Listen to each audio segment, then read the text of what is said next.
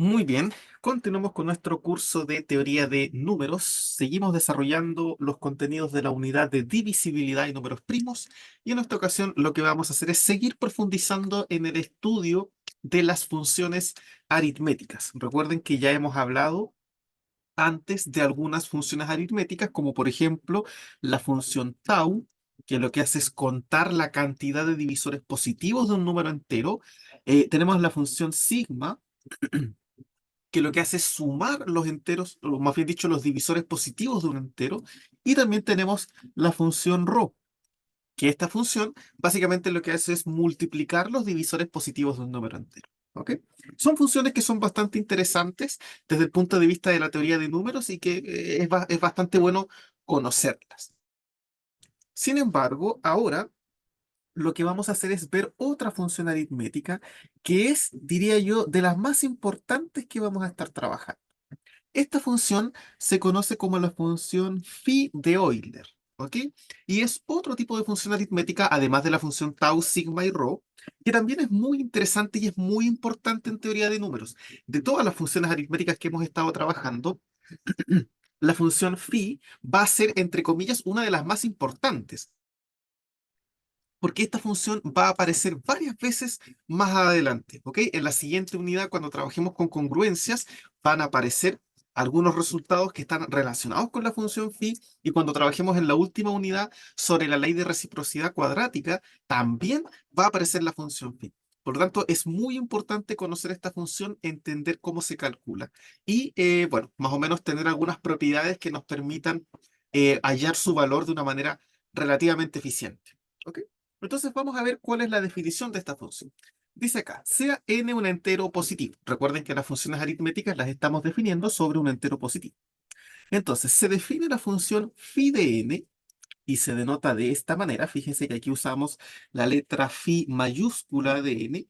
¿Ok? Esta es una letra griega, es phi mayúscula. Phi minúscula es esta letra que nosotros utilizamos para el conjunto vacío.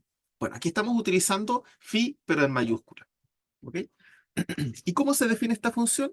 Bueno, fíjate que la función phi lo que está haciendo básicamente, bueno, aquí tenemos la definición formal, pero en palabras bien sencillas para que se entienda esto, lo que hace phi es contabilizar la cantidad de primos relativos que son menores o iguales a n. ¿Ok? Eso es lo que está haciendo la función phi. Está diciéndome cuántos primos relativos con n tengo que son menores o iguales que n. ¿Se fijan? Por ejemplo, imagínense que yo quiero calcular phi de 8. Ya, phi de 8 va a ser la cantidad de primos relativos con 8 que son menores o iguales que el 8. ¿Ok? Entonces, por ejemplo, a ver, voy a poner una listita con los primeros 8 números. 1, 2, 3, 4, 5, 6, 7 y 8. Bien, de estos 8 números, ¿cuáles de ellos son primos relativos con el 8? Recuerden que ser primo relativo o ser coprimo significa que el máximo común divisor es 1, ¿verdad? Entonces, el 1 es un coprimo con el 8, ¿verdad? Porque el máximo común divisor entre 1 y 8 es 1. El 2 no, porque el máximo común divisor entre 2 y 8 es 2. El 2 divide el 8, así que el máximo común divisor es 2. El 3 sí es coprimo con el 8. El 4 no, porque el 4 divide el 8. El 5 sí, ya. El 6 no, porque su máximo común divisor con 8 es 2. El 7 sí y el 8 no. Bien, entonces tenemos 8, de los primeros 8 números, hay 4 numeritos que son coprimos con el 8. Por lo tanto, phi de 8 vale 4. ¿Se fijan qué es lo que me está diciendo phi? Phi me está diciendo cuántos números son coprimos con 8. Tengo 1, 2, 3 y 4 números que son coprimos con el 8. ¿Se fijan? Entonces, eso es lo que está calculando de alguna manera la función phi de Euler. Me está contabilizando la cantidad de números que son coprimos con un número dado. ¿Ok? Bien, vamos a hacer otro ejemplo. Imagínense que ahora yo quiero calcular phi de 12. Bien, entonces voy a hacer una listita con los primeros 12 números. Por ejemplo, 1, 2, 3, 4, 5, 6, 7, 8, 9, 10, 11 y 12. Bien, de estos números, ¿cuáles son coprimos con el 12? A ver, yo sé que el 1 es coprimo con el 12, el 2 no, porque el 2 divide el 12, el 3 tampoco, el 4 tampoco, porque todos esos números dividen al 12. El 5 sí. El 5 es coprimo con el 12. El 6 no. El 7 sí. El 8 no. ¿Verdad? El 8 no porque el máximo común divisor entre 8 y 2 es 4. El 9 tampoco, porque el máximo común divisor entre 9 y 2 es 3. El 10 tampoco, porque el máximo común divisor entre 10 y 12 es 2. El 11 sí y el 12 no. Bien, entonces, ¿cuántos números son coprimos con el 12? Tenemos uno, 2, 3 y 4. Entonces, phi de 12, fíjate qué coincidencia, también vale 4. ¿Ok? También vale 4. Igual que el 8, también vale 4 phi de 12. ¿Se fijan? Entonces es muy sencillo. Calcular phi de un número entero es simplemente contabilizar la cantidad de enteros coprimos con un entero dado. ¿Se fijan? Es así de sencillo. Bien, hagamos un ejemplo más. Vamos a calcular phi de 24, por ejemplo. Ya, entonces voy a armar una lista con los primeros 24 numeritos y vamos a ir viendo cuáles de ellos son coprimos con el 24. ¿Ok? Vamos en el 15, 16, 17, 18, 19, 20, 21, 22, 23 y 24. Ahí está. Recuerden que phi no me está diciendo, en este caso, por ejemplo, nosotros sabemos que phi de 12 es 4. Eso no significa que el 4 sea coprimo con el 12, sino que recuerden que lo que está haciendo esto es decirme la cantidad de coprimos con el 12. Yo tengo 4 números que son coprimos con el 12. Bien, hagamos lo mismo con el 24. A ver, de estos números, ¿cuáles son coprimos con el 24? Bueno, el 1, el 2 no, porque el 2 divide el 24, el 3 también y el 4 también lo divide. El 5 sí, el 6 no, porque 6 por 4 es 24. El 7 no, bueno, el 7 sí, el 7 sí es coprimo con el 24, así que también lo contabilizamos. El 8 no, porque 24 es 8 por 3. El 9 tampoco, porque el máximo común divisor entre 24 y 9 es 3. El 10 tampoco, porque el máximo común divisor entre 10 y 24 es 2. El 11 sí, el 12 no, el 13 sí, el 14 no, el 15 no, el 16 no, el 17 sí, el 18 no, el 19 sí, el 20 no, el 21 tampoco, porque el máximo común divisor entre 21 y 24 es 3. El 22 tampoco, el 23 sí y el 24 no. Bien, entonces, de todos estos números, ¿cuántos son coprimos con el 24? Vamos a ver. Uno, 2, 3, 4, 5, 6, 7, 8. Hay 8 números que son coprimos con el 24. Por lo tanto, phi de 24 vale 8. ¿Se fijan? O sea, es muy sencillo, es simplemente contar cuántos números son coprimos con un entero dado. Eso es todo. ¿Ok? Ahora, evidentemente, fíjense que este método que estoy utilizando yo para calcular phi no es para nada eficiente, ¿verdad? No es para nada eficiente estar haciendo esto de buscar todos los numeritos e ir viendo uno por uno cuáles son coprimos y después contarlos. La idea entonces es ser capaz de desarrollar algún método, alguna técnica, algún resultado, algún teorema, ¿verdad? Que nos permita calcular el valor de phi de una forma mucho más sencilla. ¿Ok? Entonces lo que vamos a hacer ahora es demostrar algunos resultados, algunas propiedades importantes de la función phi que nos van a ayudar a encontrar una fórmula para calcular phi de una manera mucho más sencilla.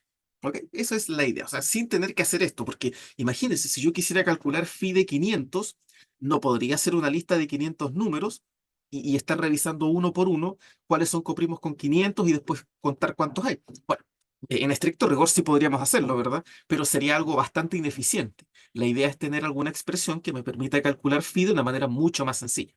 ¿Ok? Así como las tenemos, por ejemplo, para tau, para sigma, para rho, la idea también es desarrollar alguna expresión analítica para la función phi. Entonces vamos a ver algunas propiedades importantes que nos van a ayudar a encontrar eso. Bien, la primera propiedad que vamos a ver es un lema. El lema 10, que dice lo siguiente. Si P es primo, y A es un número entero positivo, entonces fíjate que dice que se cumplen dos cosas. La primera cosa que dice es que phi de P elevado a una potencia A es igual a P a la A menos P a la A menos 1. ¿Ok?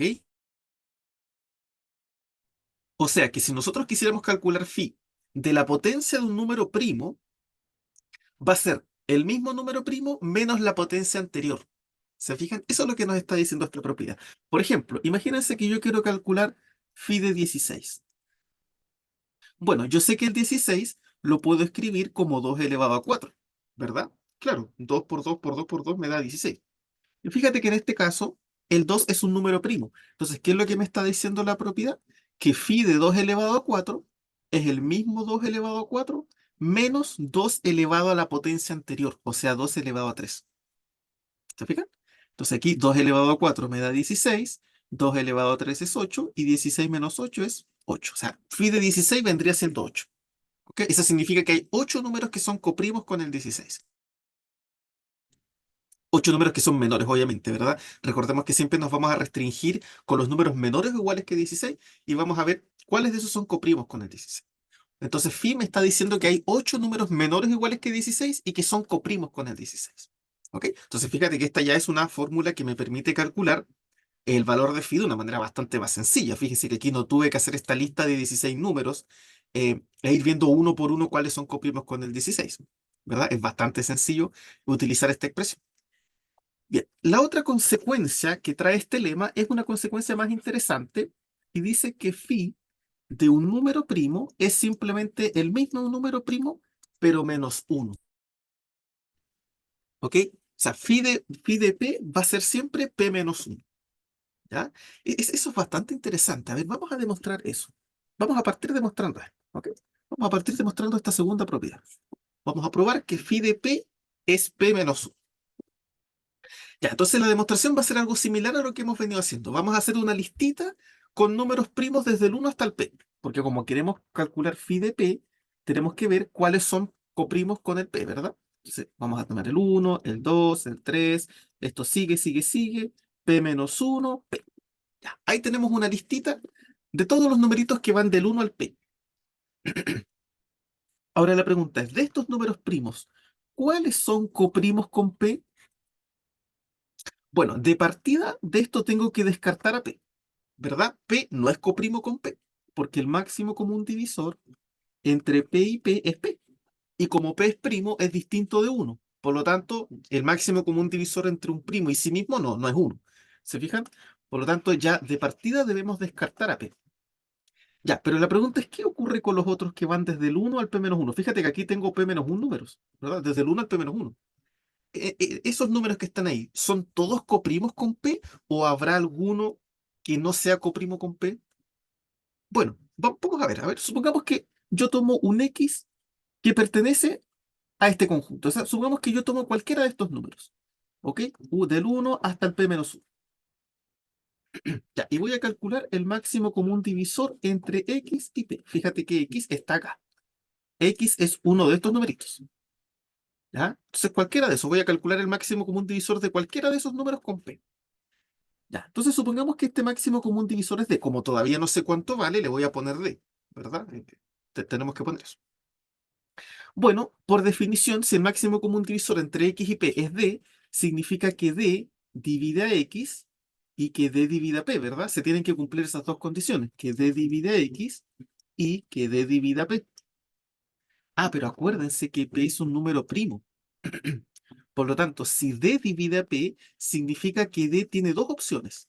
O d vale 1 o d vale p. Porque recuerden que los únicos divisores de un número primo son el uno y el mismo. Por lo tanto, D solamente tiene dos posibilidades, o vale uno o vale P. A ver, ¿podrá valer P? ¿Podrá ser el máximo común divisor P? A ver, vamos a ver. Supongamos que es P. A ver, supongamos que el máximo común divisor entre X y P vale P. Bueno, si eso ocurre, fíjate, aquí sabemos que D divide a X. Como estamos suponiendo que D es igual a P, se va a cumplir que P divide a X, ¿verdad? Ahora, como P y X son números positivos, recuerden que si P divide a X, significa que P es menor o igual que X, ¿verdad? Recuerden que tenemos esta desigualdad con la divisibilidad. Pero ahora recuerden que X lo seleccionamos de este conjunto. X está entre 1 y P menos 1. Aquí está X. Por lo tanto, fíjate que X va a ser un número menor que P. ¿verdad? X es menor que P y es menor estricto, no es menor igual, porque como descartamos el P, X es un número estrictamente más pequeño que P. Entonces, fíjate la desigualdad que armamos. Me quedo que P es menor o igual que X y X es menor que P. Entonces me queda esta expresión. P es menor que P. Ah, y eso no es posible, ¿verdad? Esto es una contradicción. ¿Por qué? Porque un número no puede ser menor a sí mismo, ¿verdad? Un número no es menor a sí mismo. Por lo tanto, D no puede ser P. No es posible que D sea P. Bueno, entonces si no era P, ¿cuál es la opción que le queda? Que D tiene que valer uno. Eso significa que el máximo común divisor entre X y P vale uno. O sea, el máximo común divisor entre todos los números entre uno y P menos uno tiene máximo común divisor uno con P. Por lo tanto, todos esos números son primos relativos con P. Todos. Ah, entonces la pregunta es ¿cuánto vale phi de P? Phi de P vale P menos uno, porque hay P menos un numeritos menores o iguales que P, que son primos relativos con P. ¿Se fijan? Y con eso tenemos demostrada esta propiedad. ¿Ok? Entonces, phi de P vale P menos uno. ¿Ok? Para cualquier número primo, van a haber P menos un números que son coprimos con P, y fíjate que son todos los menores a P. ¿Ok? Por ejemplo, si yo quisiera calcular phi de, no sé, de 7, esto es 6, es uno menos. Eso significa que todos los numeritos antes del 7 son coprimos con el 7. El uno, el 2, el 3, el 4, el 5 y el 6. El 7 no, ¿verdad? Porque el 7 ya no es coprimo con 7. Pero los primeros 6 sí. ¿Ya? Entonces, eso es bastante interesante. Bien, con eso entonces ya tenemos demostrada esta propiedad. Vamos a ver ahora la otra que es un poco más general, porque la otra va a trabajar con una especie de potencia. ¿Ya? Entonces vamos a ver ahora la segunda propiedad y vamos a demostrar que ya es un poquito más interesante. Fíjate que esta segunda propiedad que vamos a ver ahora, que es esta de acá, que es como calcular phi de la potencia de un número primo, es bastante interesante. ¿Por qué? Porque recuerden que por el teorema fundamental de la aritmética, todos los números se pueden, bueno, todos los números mayores que uno, se pueden descomponer como un producto de potencias de números primos, ¿verdad? Y aquí estoy encontrando una formulita para calcular phi de la potencia de un número primo. Ah, entonces probablemente, ¿verdad? Vamos a utilizar esta propiedad junto con la descomposición prima para hallar una fórmula para calcular pi, ¿verdad? O sea, para calcular phi, ¿verdad? Porque esta formulita me está encontrando una expresión para cada potencia de un número primo, para hallar phi de una potencia de un número primo. Por lo tanto, si combinamos esta propiedad con la factorización prima de un número entero, probablemente vamos a llegar a algún momento a alguna fórmula para encontrar phi de una manera mucho más sencilla. Así que por ahí, ese es el camino que nosotros queremos seguir. ¿Ok? Bien, vamos entonces a demostrar esta expresión. ¿Sí? Entonces queremos calcular phi de p elevado a. Bien, entonces otra vez voy a hacer una listita desde el uno al p elevado a. ¿Ya? 1, 2, 3, 4. Fíjense que esto sigue, sigue, sigue, sigue, hasta llegar a p elevado a. Fíjate que este p elevado a es una potencia de p, es una potencia positiva de p. O sea que antes de llegar a P a la A, vamos a pasar por las potencias anteriores, ¿se fijan? O sea, nosotros vamos a ir avanzando, uno, 2, 3, 4, bla, bla, bla. Va a llegar un momento en el que vamos a llegar a P, pero tenemos que continuar porque tengo que llegar hasta P elevado a. Entonces voy a continuar, después viene P más uno, P más 2, P más 3. Voy a llegar a un momento en el que voy a llegar a 2P, ¿verdad? Y esto continúa, continúa, continúa hasta que llegue, no sé, a p cuadrado, por ejemplo. Esto continúa, voy a pasar a p cubo y así hasta que lleguemos a p elevado a. ¿Se fijan? O sea, porque como es una potencia de un número primo, tenemos que ir desde el uno hasta llegar a p elevado a. ¿Ya? Entonces vamos a tener esa lista. Ya, ahora la pregunta es, de todos estos números, ¿cuáles son coprimos con p elevado a? A ver, ¿qué condiciones tiene que cumplir un número para ser coprimo con p elevado a? ¿Verdad? Esa es la idea, finalmente, ¿no? ¿Qué tiene que ocurrir para que un número sea coprimo con p elevado a? Bien, entonces, fíjate, vamos a hacer lo siguiente. Lo primero que ustedes deben notar es lo siguiente, fíjense.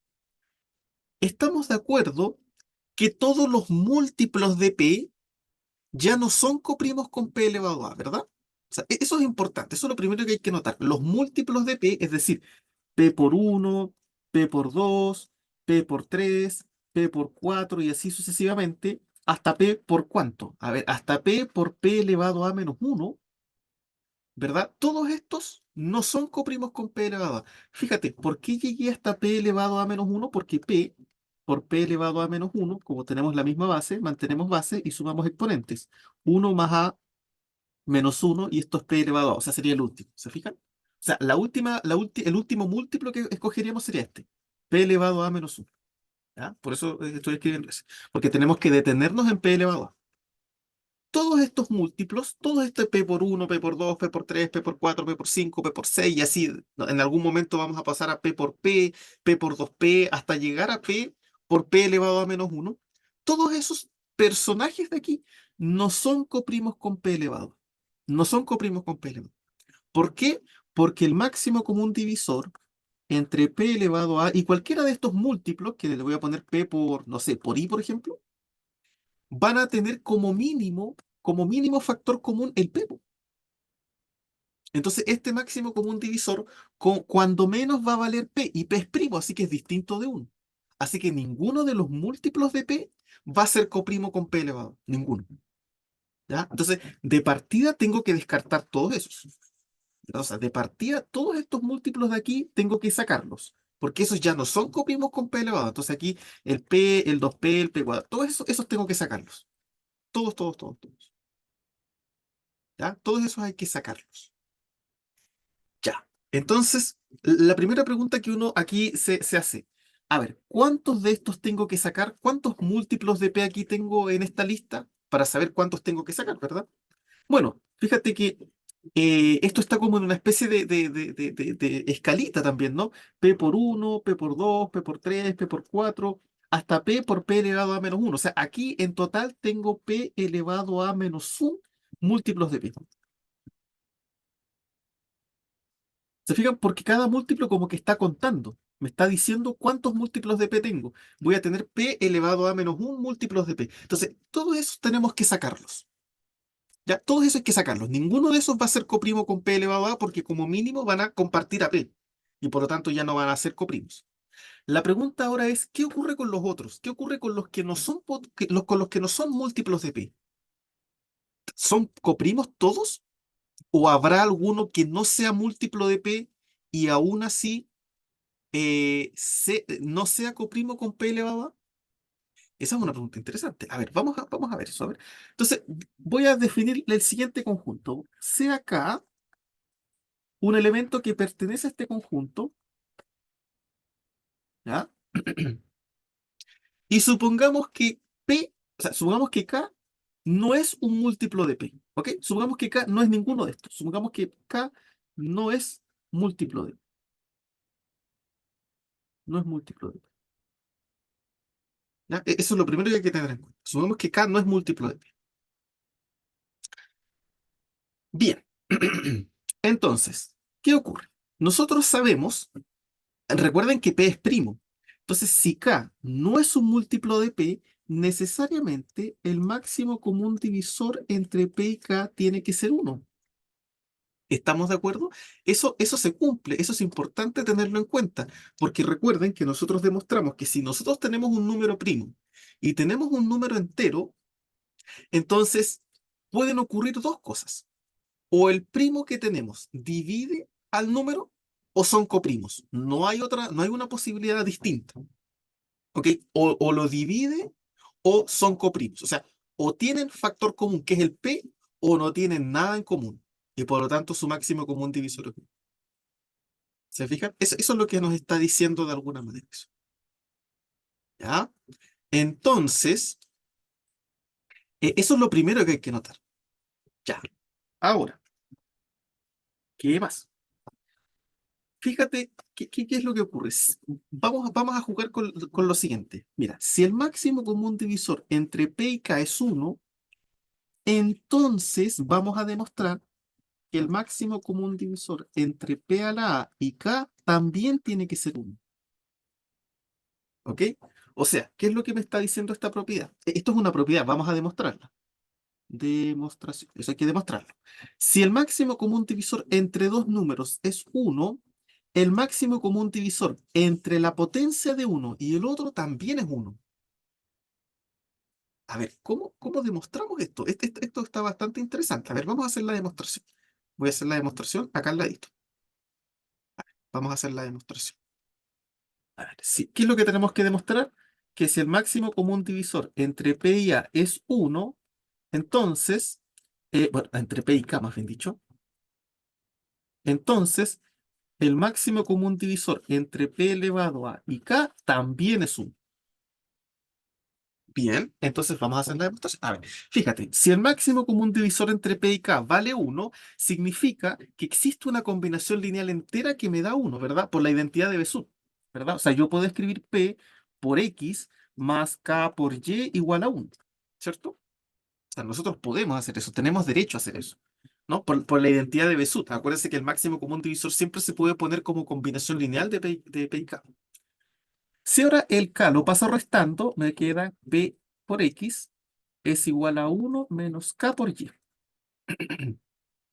Y ahora lo que puedo hacer es elevar a ambos lados a. Entonces me queda P elevado a por X elevado a es igual a uno menos K por Y elevado a. Bien, entonces esto va a ser P elevado a X elevado a es igual a ¿quién? Bueno, aquí podemos utilizar el teorema del binomio de Newton. ¿Recuerdan? Cuando teníamos un binomio elevado a una potencia, esto era lo mismo que la sumatoria desde i igual 0 hasta a de a combinado con i del primer término, que es uno elevado a menos i, por el segundo, que es menos ki elevado a i. ¿Verdad? Esto es simplemente el binomio de Newton. Ya, lo primero que ustedes pueden notar aquí es que esta potencia de aquí siempre me va a dar uno. Así que podemos como eliminarla, ¿no? O sea, porque siempre nos va a dar uno. O sea, finalmente solamente nos va a quedar la segunda expresión, que es el menos k por i elevado a. Ya, ahora fíjense en lo siguiente. Esto me queda. P elevado a x elevado a es igual a ¿qué? Mira, fíjense que esta suma parte en cero. Voy a dejar el término cero aparte y voy a empezar la sumatoria desde el uno. ¿Ok?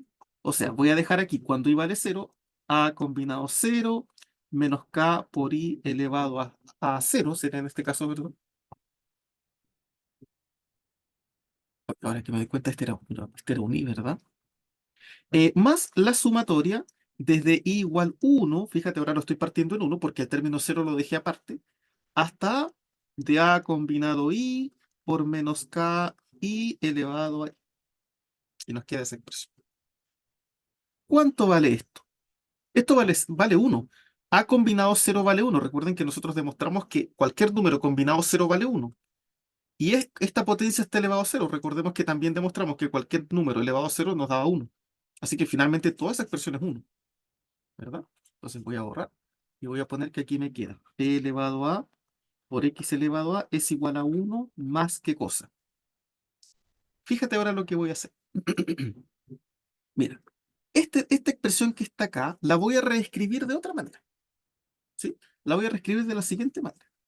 La sumatoria desde i igual uno hasta a, de a combinado i, y fíjate que eso es lo mismo que tener menos k por i por menos k por i elevado a i menos uno. ¿Se dan cuenta que es exactamente lo mismo, no?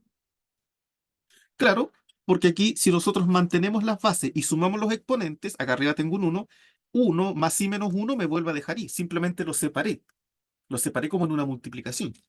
¿Por qué hice esto? Porque como esto no tiene i, fíjate que lo que está variando aquí es la i, y esta expresión no lo tiene. Por lo tanto, es una constante. Eso significa que esa constante yo la puedo sacar afuera de la sumatoria. Entonces me queda lo siguiente. Voy a seguir acá. P elevado a, x elevado a es igual a uno y ese menos k por i lo voy a sacar. Menos k por i por, bueno, toda la sumatoria, ¿no? La sumatoria desde i igual uno hasta a combinado i, menos ki elevado a i menos 1. Ya, lo voy a dejar ahí. Ahora, esta expresión que está acá la voy a pasar para el otro lado sumando. ¿Ok? Entonces, ¿cómo me va a quedar? A ver que aquí tengo bastante rayado esto. Ya, me va a quedar p elevado a por x elevado a más k por i por la sumatoria esa, ¿verdad? Desde i igual uno hasta a combinado i menos KI elevado a I menos 1, y eso vale 1. Fíjate que este X elevado a es un número entero. Y esta expresión que está acá, que es como una expresión bien, bien extraña, bien, bien fea, y por la sumatoria, eso también es un número entero. Entonces, para no tener esos números tan grandes, los voy a reemplazar, ¿no? O sea, yo voy a decir que x elevado a es, no sé, x prima, por ejemplo, y todo eso que está ahí, que es un número entero, le voy a poner y prima para que sea más fácil, para que no lo tenga que escribir así. Entonces, ¿cómo me queda? P elevado a por x prima más k por y prima es igual a 1. Ah, ¿y qué ocurre acá? ¿Qué ocurre acá? Acuérdense que nosotros demostramos también que si tú tienes dos enteros, en este caso, fíjate, p elevado a y k, y existen otros enteros cuya combinación lineal nos da 1, significa que el máximo común divisor entre p elevado a y k tiene que ser 1, ¿verdad? Nosotros demostramos eso. Nosotros demostramos que si tenemos dos números y existe una combinación lineal que me genera el 1, significa que esos dos números son coprimos. Y aquí tenemos una combinación lineal entre p elevado a y k que me genera el 1. Por lo tanto, p elevado a y k tienen que ser coprimos. No queda otra. Entonces, si ahora vuelvo acá, si vuelvo a mi propiedad, ¿qué va a ocurrir? Que necesariamente, si el máximo común divisor entre p y k vale 1, significa que el máximo común divisor entre p elevado a y k también vale 1. ¿Y quién era k? K era cualquier numerito que estaba entre 1 y p elevado a, pero que no era múltiplo de p. Eso significa que todos esos numeritos que están entre 1 y p elevado a, que no son múltiplos de p, tienen máximo común divisor 1 con p elevado a y por lo tanto son coprimos. En palabras bien sencillas, ¿qué es lo que acabamos de demostrar? Que todos los números que no son múltiplos de p son coprimos con p elevado a. Y los únicos que no son coprimos con p elevado a son los múltiplos de p. ¿Ok? Entonces, ahora yo puedo calcular cuánto vale phi de p elevado a. ¿Cómo calculo phi de p elevado a? Bueno, fíjate que de esta lista de p elevado a números, le tengo que quitar todos los múltiplos de p y los que me van a quedar, esos son los que son coprimos. A ver, ¿cuántos elementos tiene esta lista? Tiene p elevado a números y le tengo que quitar todos los que no son coprimos. ¿Cuántos eran los que no eran coprimos con p elevado? Eran p elevado a menos 1. Entonces, phi de p elevado a es p elevado a menos p elevado a menos 1. ¿Se fija? Y ahí está demostrado. Fíjense que es como, por ejemplo, es como si yo dijera lo siguiente. A ver, imagínense que yo quiero calcular phi de 6. Ya. 1, 2, 3, 4, 5, 6. Ya. Lo que nosotros estábamos haciendo hasta el momento era decir cuáles son coprimos con el 6. El 1 y el 5, ¿verdad? El 2 no, porque el 2 divide al 6, el 3 también lo divide, el 6 divide al 6, y el máximo común divisor entre el 4 y el 6 es 2. Así que phi de 6 es 2, porque los únicos que son coprimos con el 6 hay dos que son coprimos con el 6. Fíjate que otra forma de calcular esto sería lo siguiente. Imagínense que yo quiero saber cuánto vale phi de 6. Entonces yo me pregunto, a ver, de estos 6 números, del 1 al 6, ¿cuántos no son coprimos con el 6? Bueno, yo sé que el 2 no es coprimo con el 6, el 3, el 4 y el 6. Yo sé que hay 4 números que no son coprimos con el 6. Entonces, de la lista de 6 números, si yo le quito los que no son coprimos, me va a quedar la cantidad de los que sí son coprimos. ¿Se fijan? O sea, al total le estoy quitando los que no son coprimos y lo que me queda es la cantidad de los que sí son coprimos. Eso mismo es lo que estamos haciendo acá. Yo sé que de la lista de los p elevado a, los únicos que no son coprimos con p elevado a son los múltiplos de p. Todos los otros sí son coprimos. Entonces, a los p elevado a le tengo que restar la cantidad de números que no son coprimos con p elevado a. ¿Cuántos hay que no sean coprimos? P elevado a menos 1, que son todos los múltiplos de p. Entonces, por eso me queda esta expresión. ¿Se fijan? Y con eso entonces ya terminamos la demostración. ¿Se fijan? Entonces con eso ya está demostrado. Fíjense que para eso tuvimos que demostrar este pequeño resultado. Y fíjate que este pequeño resultado se puede generalizar. O sea, ¿qué es lo que me está diciendo finalmente este resultado? Este resultado que demostramos, que podríamos sacarlo como un corolario directamente, como un corolario, dice que si el máximo común divisor entre A y B, por ejemplo, donde A y B son cualquier número, es 1, entonces el máximo común divisor entre a elevado a n y b también es 1, donde n es cualquier número entero positivo. O sea que si tú tienes dos números que son coprimos, si tú elevas uno a una potencia, van a seguir siendo coprimos. Incluso ahora yo podría elevar el otro a una potencia distinta, porque como este máximo común divisor es 1, yo podría elevar el b elevado a una potencia distinta y su máximo común divisor va a seguir siendo 1. ¿Se fijan? Entonces, analizar la coprimalidad de dos números, ustedes la pueden como reducir a analizar los números base, ¿no? ¿Sí? Porque de ahí todas las potencias que ustedes inventen van a seguir siendo coprimos. Es un corolario que sale directamente de esta demostración que hicimos acá usando el binomio de Newton. ¿Sí? Así que esto ya nos entrega una mejora para calcular el valor de phi sin tener que hacer una lista. Bueno, por lo menos aquí cuando trabajamos con potencias de números primos. Ahora vamos a ver si con eso nos alcanza para encontrar una fórmula para phi, ¿ya? Y la verdad es que todavía no, porque vamos a tener que demostrar otra cosa, otra propiedad. Vamos a tener que demostrar que la función phi es multiplicativa, ¿ok? Vamos a tener que demostrar que la función phi es multiplicativa. ¿Qué significa que sea multiplicativa?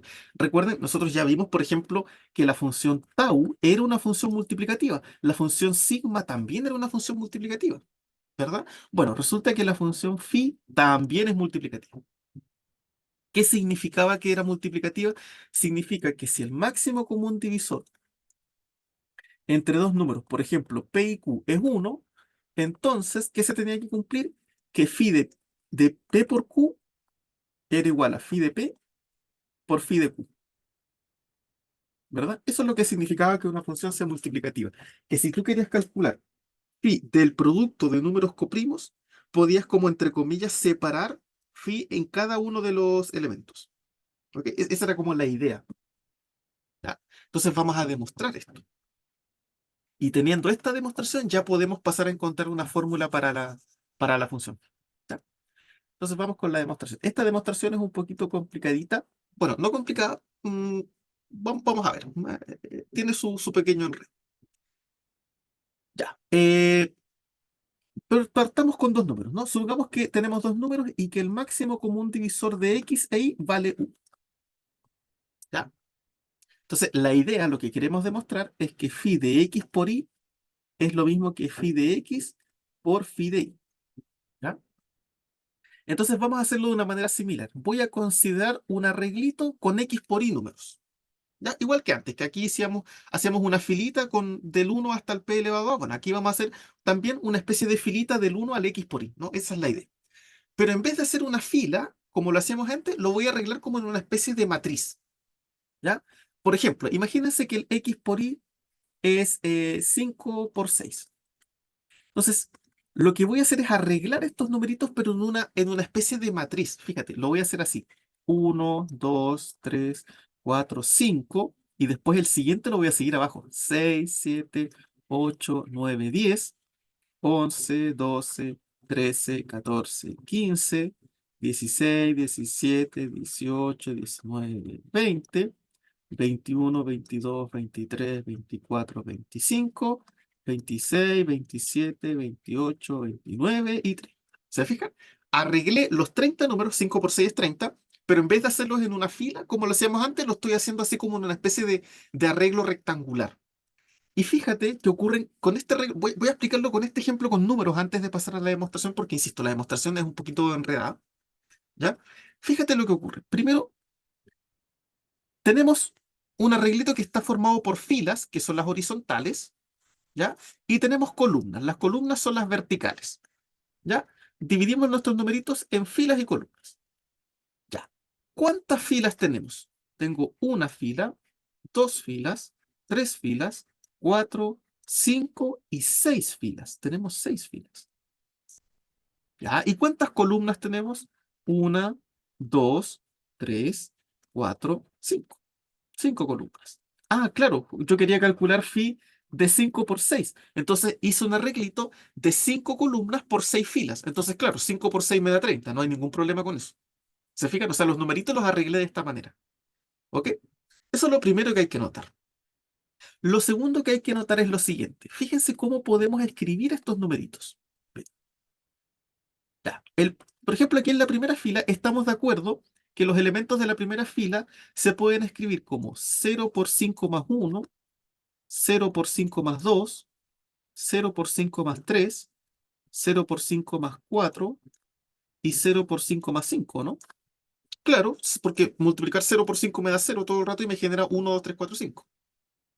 Cuando paso a la siguiente fila, voy a usar la siguiente escritura. 1 por 5 más 1, 1 por 5 más 2, 1 por 5 más 3, 1 por 5 más 4 y 1 por 5 más 5, que esto sería 2 por 5. ¿Se fija? En la siguiente va a ser 2 por 5 más 1, 2 por 5 más 2, 2 por 5 más 3, 2 por 5 más 4 y 2 por 5 más 5, que eso vendría siendo 3 por 5. ¿Se dan cuenta cómo que todo se cumple como esta relación? Fíjense que aquí este 5 es ese 5 que está ahí, vendría siendo este primer numerito. ¿Ok? Y voy a ir haciendo esto varias veces, ¿no? Tendríamos que seguir.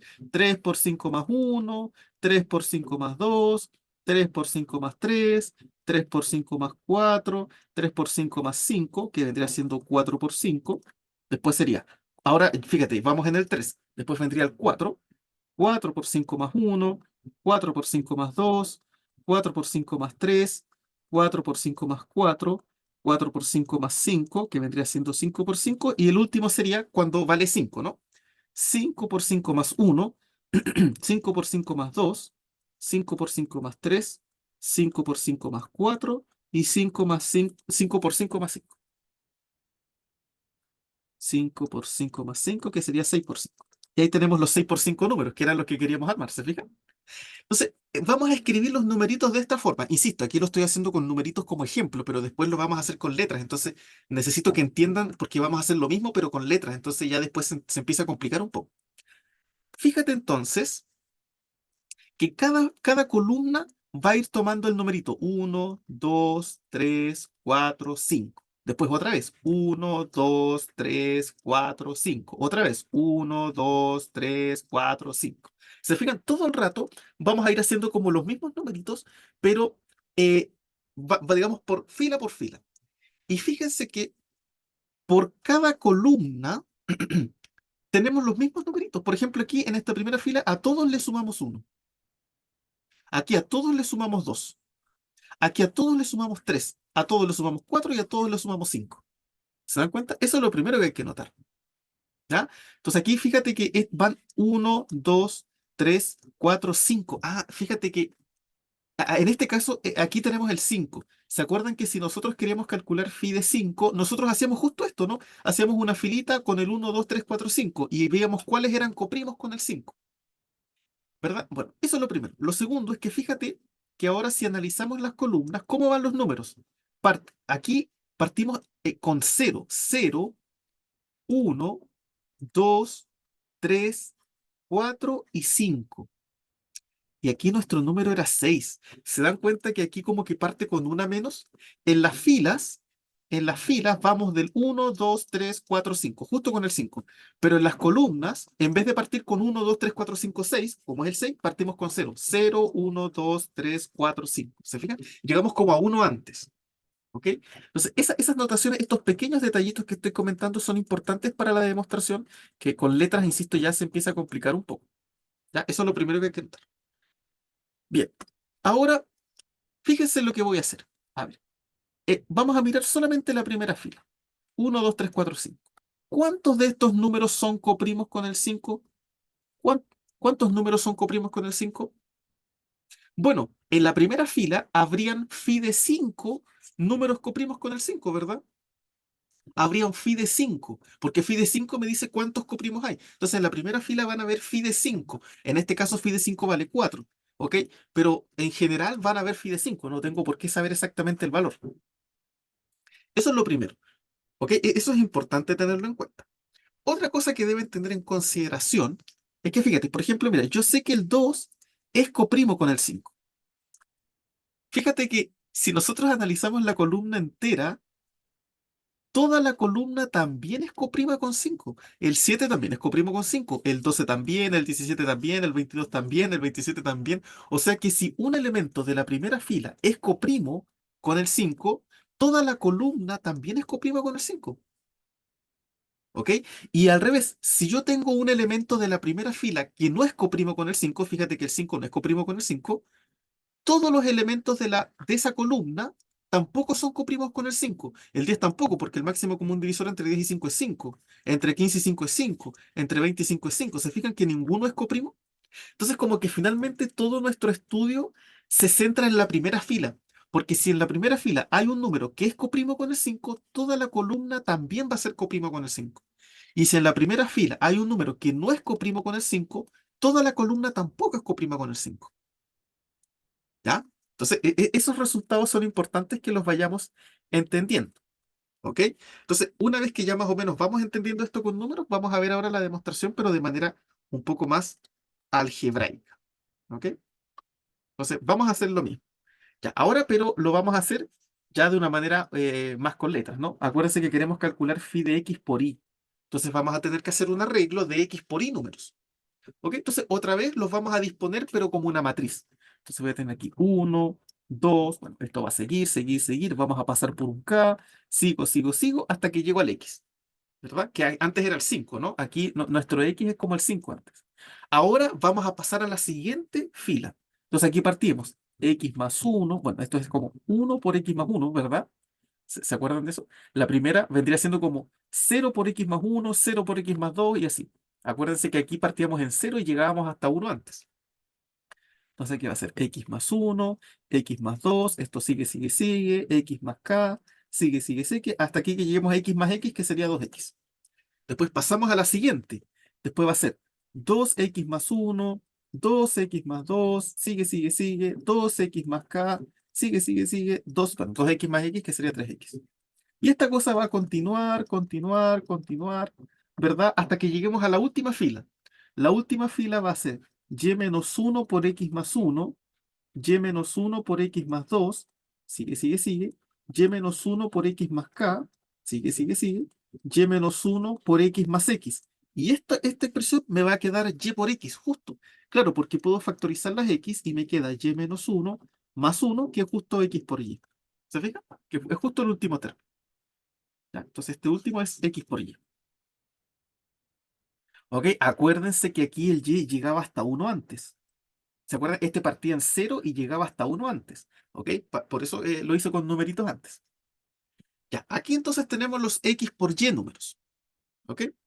Aquí tenemos los x por y. Entonces, acuérdense, como yo les comentaba, el análisis para analizar la coprimalidad como que se basa en la primera fila.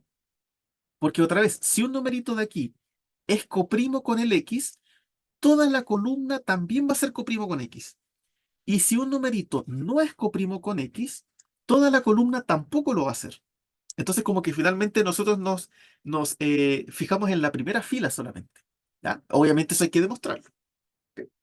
Entonces, en la primera fila, la primera pregunta que yo hago, ¿cuántos números son coprimos con x? Bueno, en la primera fila tengo phi de x, números coprimos con x, porque phi de x me dice la cantidad de coprimos con x. ¿Ya? ¿Qué otra cosa tenemos que notar? Lo que tenemos que notar es que en cada fila, fíjense que si analizamos los elementos por fila, los números de cada fila son de la forma S por X más K. ¿Se dan cuenta de eso? Donde S va entre cero y Y menos uno y K va entre uno y X. Claro, por ejemplo, mira esta. En esta fila, ¿cómo son? En esta fila, los números son de la forma SX más 2. En este caso, el K vale 2. ¿Se fijan? Y el S va variando, va tomando distintos valores. Va tomando el valor 0, 1, 2. Aquí sería 0 por x más 2, aquí va a ser 1 por x más 2, 2 por x más 2, y así sigue, sigue, sigue, hasta y menos 1 por x más 2. ¿Se dan cuenta que este de aquí, 0, 1, 2, ese es el S? Ese es el S que va variando. ¿Ok? Entonces, en cada fila los elementos son de esta manera. ¿Ok? Tienen esa forma, por decirlo de alguna manera. ¿Ya? Entonces, todos los elementos de cada fila tienen esta forma. ¿Ya?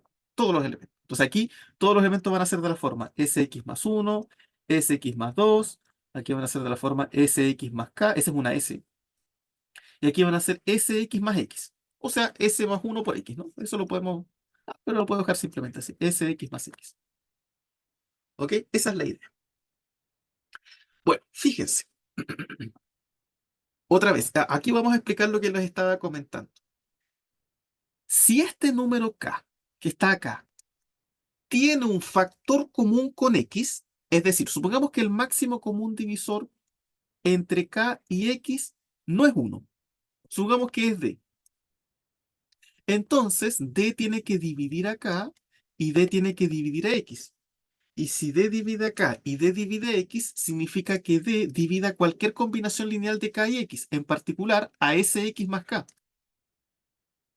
Ah, y como todos los elementos de cada columna tienen esa forma, aquí se justifica lo que yo les estaba diciendo. Si un número de la primera fila no es coprimo con x, todos los de la columna tampoco van a ser coprimos con x. ¿Se fijan? ¿Por qué? Porque lo que me está diciendo es, por ejemplo, imagínate que el k y el x tienen como el factor común al 2.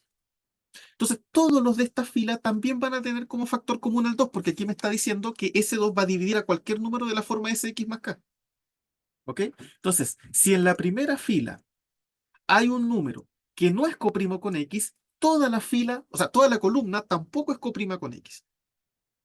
Y al revés, si en la primera fila hay un número que sí es coprimo con x, que sí es coprimo con x, este sí es coprimo con x, toda la columna también es coprima con x. ¿Se fijan? Toda la columna también es coprima con X. ¿Por qué? ¿Por qué toda la columna también es coprima con X? Bueno, supongamos que tengo un número entre K y X, cuyo máximo común divisor es 1. K y X es 1. A ver, quiero calcular el máximo común divisor de Sx más K y X, ¿verdad? Porque este es el máximo común divisor que tienen todos los elementos de esta columna. Bueno, esto es lo mismo que el máximo común divisor entre Sx más K menos S por X y X. Acuérdense que nosotros pedimos una propiedad que nos permitía como tomar uno y restarle al otro. ¿Se acuerdan? Cuando uno quería, por ejemplo, calcular el máximo común divisor entre 17 y 10, yo podía calcular el máximo común divisor entre 10 y al 17 restarle el 10 o un múltiplo del 10. Entonces me quedaría entre 10 y 7. Y así uno como que iba restando, restando hasta que te quedaba más pequeño. Bueno, ahora como yo tengo el X, ¿verdad? Fíjate, a este X lo multiplico por ese y se lo resto al otro. Entonces se elimina y me queda el máximo común divisor entre K y X, que era 1. Entonces, claro, efectivamente el máximo común divisor entre ese X más K y X sigue siendo 1.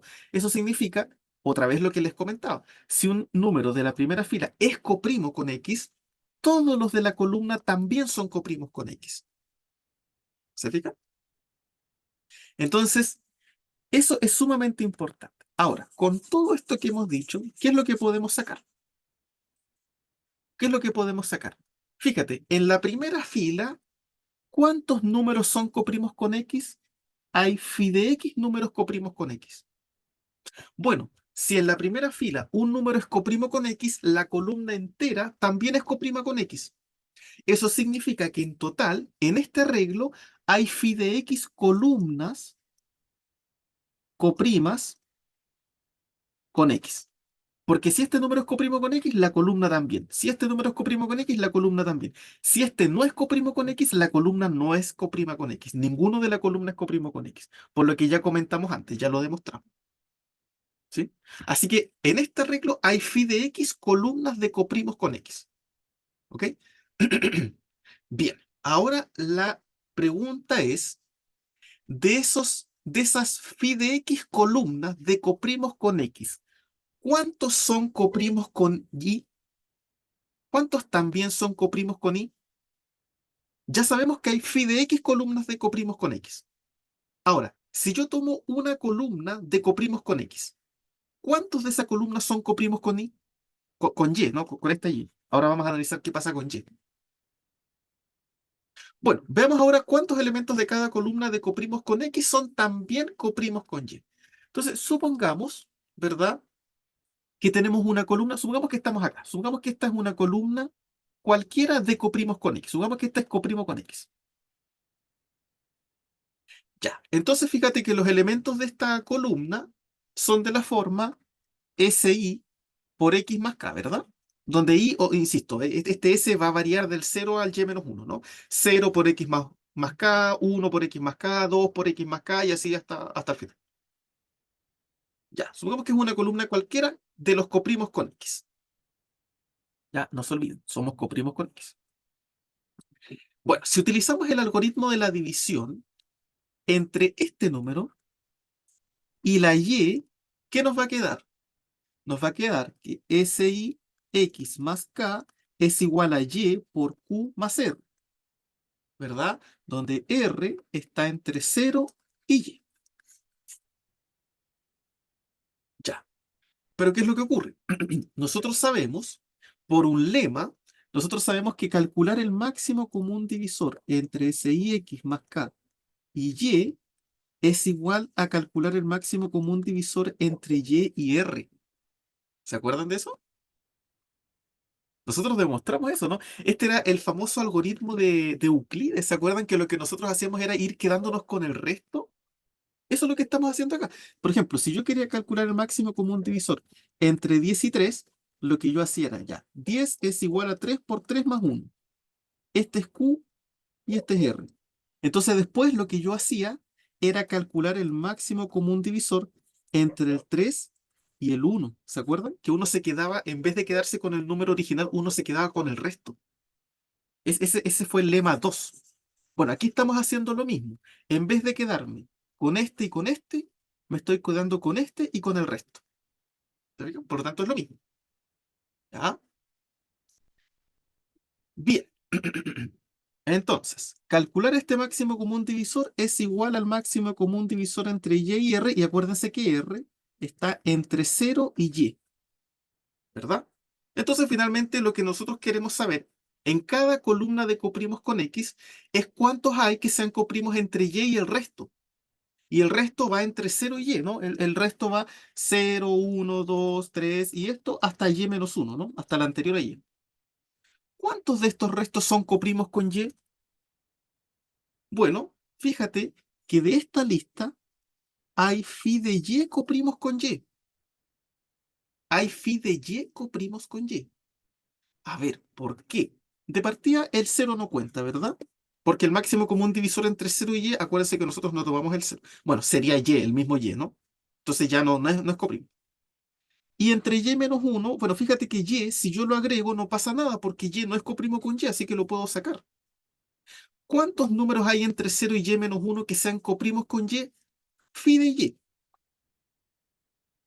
Ya, entonces, con esto en mente, y por eso que les decía, esta demostración no es tan sencilla, hay como que pensar, hay que digerirlo bastante. Ya, entonces con esto, fíjense lo que voy a decir. De las phi de X columnas de coprimos con Y, o sea, de coprimos con X, hay phi de Y coprimos con Y. ¿Se fijan? Y lo voy a escribir como para que lo entendamos. Bueno, bueno, voy a ponerlo así. Una, en cada una de las phi de X columnas de coprimos con X, hay phi de Y coprimos con Y. ¿Se fijan? Hay phi de Y coprimos con Y. ¿Ok? Eso es lo que estoy diciendo. O sea, imagínense, ya, tenemos aquí, ya, imagínense que esta es la primera fila de coprimos con X. La primera columna. Después está la segunda columna, la tercera columna y así hasta llegar a la phi de X columna. Porque hay phi de X columnas de coprimos con X. En cada una de estas columnas hay phi de Y coprimos con Y. ¿Se fijan? Aquí tenemos phi de Y coprimos con Y, aquí también, aquí también, aquí también. Entonces la pregunta es, de todo esto que tenemos aquí, ¿cuántos números tenemos en total que sean coprimos con X y con Y al mismo tiempo? Bueno, si en cada una de las phi de X columnas de coprimos con X tenemos phi de Y coprimos con Y, vamos a tener en total phi de X por phi de Y coprimos con X y y al mismo tiempo. ¿Se fijan? ¿Ok? Fíjense, en esta primera fila tengo phi de y. Entonces ahí tengo phi de y. Después aquí tengo phi de y de nuevo. Phi de y. Phi de y. ¿Cuántos tengo en total? Bueno, tendría que sumarlo. Va a ser uno por phi de y más otro phi de y. Voy a tener en total phi de x por phi de y. ¿Ok? Van a haber phi de x por phi de y en este arreglo números que son coprimos con x y con y al mismo tiempo. Porque acuérdense, lo que hicimos aquí fue calcular en cada una de los coprimos con x cuáles también eran coprimos con y. Entonces, en cada una de las filas, de las columnas de coprimos con X, hay phi de Y coprimos con Y. Por lo tanto, en total, tenemos phi de X por phi de Y coprimos tanto con X como con Y al mismo tiempo, de manera simultánea. Bien, y con esto ya estamos casi terminando. ¿Por qué? Porque por último, recuerden que el máximo común divisor de X y Y era 1. Eso significa, eso significa que un número entero va a ser coprimo con X por Y. Sí, solamente sí, ¿qué ocurre? Sí, solamente sí es coprimo con X y es coprimo con Y al mismo tiempo, ¿verdad? ¿Ok? Un número entero va a ser coprimo con X por Y si es coprimo con X y coprimo con Y al mismo tiempo. Por lo tanto, phi de X por Y va a ser phi de X por phi de Y. ¿Ok? O sea, la cantidad de coprimos con X por Y va a ser phi de X por phi de Y, porque phi de X por phi de Y son la cantidad de coprimos con X y con Y. ¿Se fijan? Y ahí está demostrado. ¿Ya? Es una demostración bastante tediosa, eh, complicadita, ¿ya? Y utiliza varias propiedades que nosotros ya hemos visto en los videos anteriores. ¿Ya? Así que si de repente hay algunas propiedades que aquí nombré y que no las recuerdan bien, les recomiendo que le echen una miradita a los videos anteriores. ¿Ya? Evidentemente yo no puedo volver a explicar todas las propiedades anteriores porque así no avanzo, eh, pero hay varias propiedades que hemos usado aquí que nosotros ya vimos y demostramos en su momento. Así que si hay algo que no les queda claro, pueden volver en los videos anteriores y encontrarlo. ¿Ya? Esta es una de las demostraciones como media complicadita que hay. ¿Sí? Pero que, bueno, la traté de explicar lo más detallado posible para que así lo puedan entender. Bien, con eso entonces está demostrado que la función phi es multiplicativa. Entonces ahora vamos a mezclar esta propiedad con la anterior para encontrar una fórmula ya final para phi, para la función phi. Y ese es este resultado. Dice, si n se puede descomponer de esta manera en su factorización prima, entonces fíjate, phi de n es igual a n por esta multiplicación que está acá, que es una multiplicación medio extraña. Ya, vamos a demostrarlo y después vamos a hacer un par de ejemplitos y ya con eso terminamos. Ya, supongamos que n entonces se puede escribir como p elevado, o sea, p sub 1 r a la 1, p sub 2 r a la 2 y así sucesivamente hasta p sub k r sub k. ¿Ok?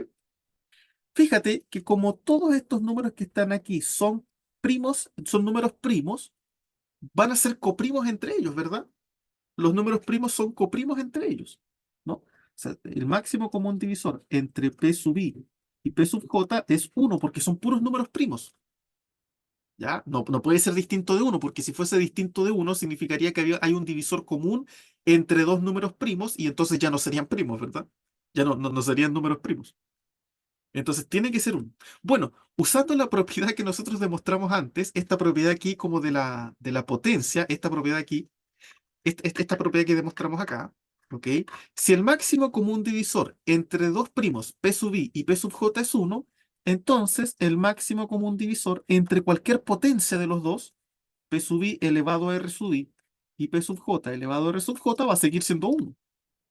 Así que eso significa que todos estos números que están aquí son coprimos.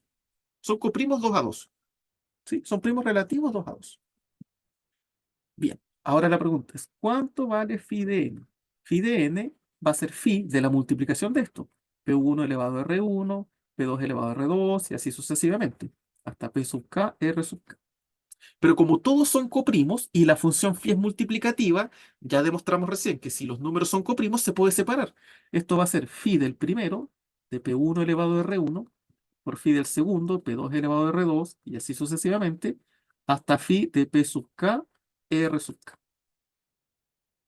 Y como cada uno de estos son potencias de números primos, podemos utilizar este lema que nos decía que phi de la potencia de un número primo es la misma potencia menos la potencia anterior. ¿Ok? Entonces aquí, fíjate, este primero de aquí, ¿cómo voy a calcularlo? Como P1 elevado a R1 menos P1 elevado a R1 menos 1. ¿Se fijan? Porque es el mismo primo menos la potencia anterior. Bueno, el segundo, la misma historia. Va a ser P sub 2 elevado a R sub 2 menos P sub 2 elevado a R sub 2 menos 1.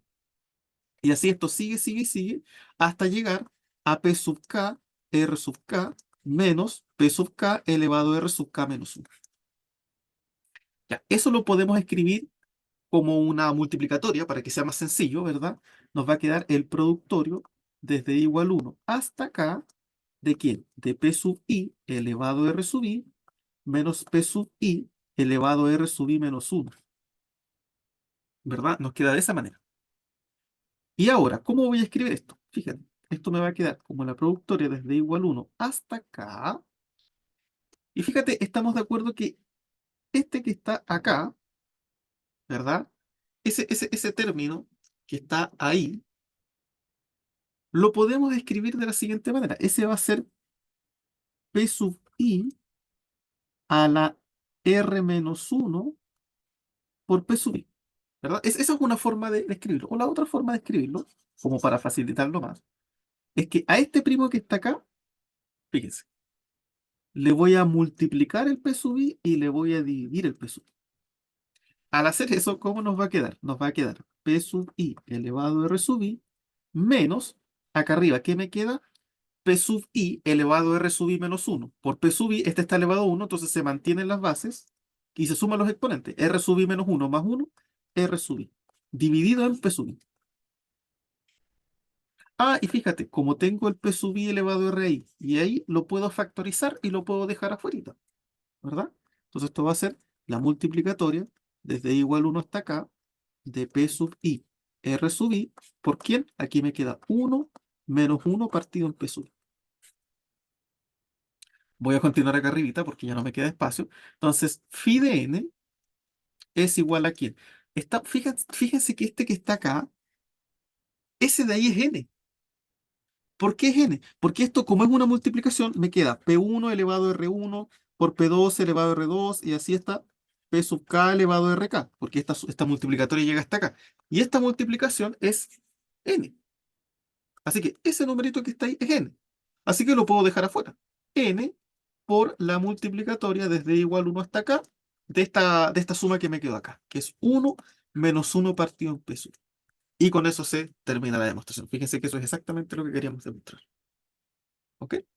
Entonces, con esto, esta expresión ya me permite calcular phi ya de una manera mucho más sencilla y utilizando la factorización prima. Fíjate, eso es lo más interesante. Utilizando la factorización prima. ¿Ok? Utilizando la factorización prima. A ver, vamos a hacer entonces un ejemplo. Vamos a hacer un ejemplito. A ver, me voy a mover para acá al lado. Imagínense que ahora yo quiero calcular phi de 200. Ya, ¿qué es lo primero que tenemos que hacer para calcular phi de 200? ¿Ok? Acuérdense que la formulita que tenemos para phi de n es n por la multiplicatoria desde igual 1 hasta acá de 1 menos 1 sobre p sub i, donde los p sub i son los primos de la descomposición prima. Entonces, lo primero que tenemos que hacer aquí es descomponer el 200 como una factorización prima. Entonces, 200, yo sé que es lo mismo que 100 por 2, y 100 es 50 por 2. Con el 2 de afuera me queda 2 al cuadrado. 50 es 25 por 2. Con el 2 al cuadrado sería 2 al cubo. Y 25 es 5 al cuadrado. Entonces me queda 2 al cubo por 5 al cuadrado. ¿Te fijas? Esa es la descomposición del 200. La descomposición prima. Entonces, ¿cómo calculo phi de 200? Phi de 200, fíjate, phi de n es el mismo n por esta multiplicación. Entonces va a ser phi de 200, va a ser el mismo 200 por 1 menos 1 partido en el primer primo, o sea, un medio, por 1 menos 1 partido en el segundo primo. Sí, ¿se fija? Y si tuviese más primos, seguiríamos con esa multiplicación. 1 menos 1 dividido en el tercer primo, 1 menos 1 dividido en el cuarto primo y así. ¿Cuánto vale esto? 200 multiplicado por cuánto. Bueno, aquí sería simplemente hacer la resta de las fracciones, ¿no? 1 menos 1 medio sería 1 medio, ¿no? Ahí multiplicamos cruzado. Ahí rellenamos con un 1. 1 por 2, 2, menos 1, 1. Y abajito 1 por 2, 2. Y aquí, misma historia. Ahí. 1 por 5, 5, menos 1, 4, partido en 5. ¿Cuánto es esto? Bueno, fíjate que 5 por 2 es 10. Entonces me queda 200 por 4 partido en 10. Bueno, este 10 puede eliminarme un 0 acá, y 20 por 4 son 80. Y listo. Significa que phi de 200 vale 80. ¿Se fija? Eso significa que hay 80 números entre el 1 y el 200 que son coprimos con el 200. Fíjese qué fácil. No tuve que hacer esta tremenda lista que hacíamos antes. Y el 200 es un número relativamente grandecito en comparación a los que habíamos visto al inicio, ¿no? No tuve que hacer esta lista de números del 1 al 200. Bastó con usar la propiedad que acabamos de demostrar. ¿Sí? A ver, veamos otro. Otro más y con esto pasamos a la última parte y finalizamos. Quiero calcular, por ejemplo, phi de 500. Ya. ¿Cuánto vale phi de 500? ¿Cuántos números menores o iguales al 500 son coprimos con el 500? Ya, lo primero es descomponer esto en factores primos. Entonces, 500 es 5 por 100. El 100 lo puedo ver como 10 por 10. Y cada uno de estos 10 es 5 por 2. 5 por 2, 5 por 2. Entonces, la descomposición del 500 va a ser, fíjate, 2 al cuadrado por 5 al cubo. Esa es la descomposición. Ya, ese es el 500. Ya, entonces ahora que la tenemos, ¿cuánto vale phi de 500? Va a ser 500 por 1 menos 1 partido en el primer primo, que es 2, por 1 menos 1 partido en el segundo primo, que es 5. Bueno, me volvieron a salir los mismos primos de antes, pero evidentemente van a ir saliendo distintos números de acuerdo a los numeritos que vayamos calculando, ¿no? Entonces, phi de 500 va a ser igual a 500 multiplicado por ¿cuánto? 1 menos 1 medio, eso era 1 medio, y 1 menos 1 quinto es 4 quintos.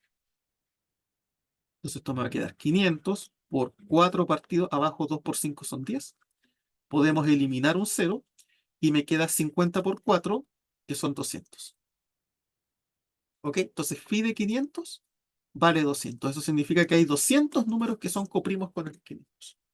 200 números menores o iguales al 500 que son coprimos con el 200. Evidentemente hacerlo en una lista, eso no lo íbamos a calcular a mano. ¿Sí? Bien, esta es entonces la expresión que vamos a utilizar para calcular la función phi y es como la formulita que tenemos que recordar. ¿Ya? Bien, para finalizar, voy a hablar muy rápidamente de otra función aritmética, la última función aritmética. ¿Ok? Fíjense que hemos visto varias funciones, ¿no? Vimos la función tau, vimos la función sigma, vimos la función rho, ahora vimos la función phi, y la última que nos falta es la función pi de n. Ya, la función pi de n es muy interesante y es, entre comillas, como la más complicada de todas. No, no de calcular, bueno, sí de calcular en realidad. A ver, ¿qué es lo que hace la función pi? La función pi lo que hace es, en palabras muy sencillas, contar la cantidad de números primos que son menores o iguales que.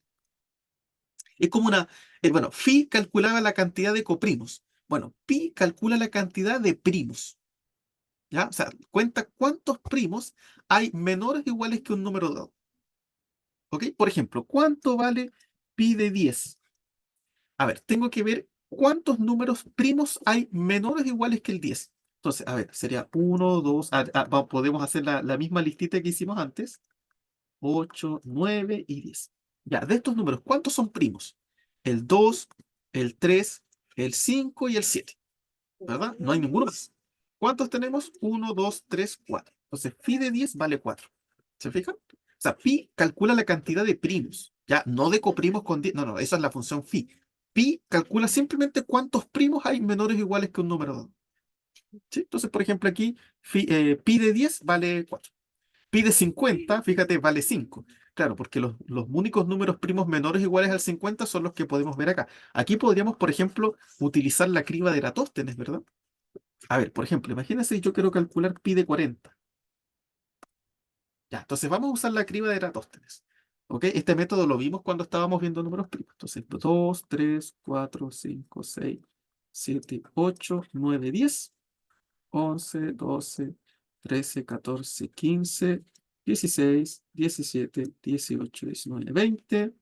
21, 22, 23, 24, 25, 26, 27, 28, 29, 30, 31, 32, 33, 34, 35, 36, 37, 38, 39 y 40. Ya. Entonces, ¿cómo funcionaba la criba de Eratóstenes? Tomábamos el primer número, que era el 2, y eliminábamos inmediatamente todos sus múltiplos. 4, el 6, el 8, el 10, 12, el 14, el 16, el 18, el 20, 22, 24, 26, 28, 30, 32, 34, 36, 38, 40. Ya, ahora tomamos el 5 y empezamos a eliminar los múltiplos de 3. O sea, tomamos el 3 y eliminamos los múltiplos de 3. El 3, el 6, el 9, el 12, el 15, el 18, el 21, el 24, el 27, el 30, el 33, el 36 y el 39. El siguiente número va a ser el 5. Eliminamos todos los múltiplos de 5. 5, 10, 15, 20, 25, 30, 35, 40. Entonces el 7. Bueno, 7, 14, 21, ya están eliminados. 28, 35. Pasamos al 11. 11, 22, 33, ya no hay más. 13, 26, 39, ya está. 17, 34, no hay más. 19, 38, no hay más. Y de ahí todos los otros que nos van quedando ya son numeritos primos. Ya, ¿cuántos números primos hay menores o iguales que el 40? 1, 2, 3. Bueno, no los voy a tachar para que no se confundan. 1, 2, 3, 4, 5, 6, 7, 8, 9, 10, 11 y 12. Hay 12. Por lo tanto, phi de 40 vale 12. ¿Se fijan? O sea, simplemente lo que tenemos que hacer es contar cuántos números primos hay menores o iguales que 40. Y eso es todo. Es una función bastante sencilla de definir. Ya, resulta que esta función vendría siendo realmente como la más complicada, porque para las otras funciones, para tau, para sigma, para rho, para phi, tenemos una expresión, tenemos una fórmula que nos permite calcularlo sin mayor complejidad. Pero para pi no hay una fórmula que nos permita calcularlo de manera sencilla. Y eso es porque estamos trabajando con números primos. Y recuerden que los números primos son, entre comillas, como lo más complicado. Se resisten a cualquier expresión analítica que los quiera determinar. Entonces, no existe una fórmula así como las que tenemos para tau y sigma y esas cosas, así una fórmula relativamente sencilla o que se base en la factorización prima para calcular pi de una manera rápida. No, solamente hay expresiones que permiten aproximar y la verdad es que son temas bastante interesantes que se estudian en teoría de números, pero ya son mucho más avanzados. Entonces, nosotros no vamos a trabajar con eso, simplemente vamos a definir a la función pi como la tenemos. Lo importante es que sepamos que existe, cómo se calcula, pero más allá no tenemos todavía las herramientas para poder demostrar alguna propiedad más avanzada o alguna cota más o menos significativa de la función pi. ¿Ok? Por lo tanto, no podemos hacer mucho más. ¿Ok? Para la función pi, entonces, no tenemos una expresión cerrada que nos permita calcular. ¿Ya? Y esto se debe, como ya lo habíamos comentado, principalmente a la irregularidad de los números primos, a su comportamiento aleatorio de alguna manera, desordenado, y que se resiste a cualquier expresión matemática que los quiera ordenar y encontrar. ¿Sí? Así que eso es todo. Con eso entonces terminamos la parte de las funciones aritméticas. Y bueno, cualquier duda, pregunta o consulta, nos veríamos ya en una próxima ocasión. Que estén todos ustedes muy bien.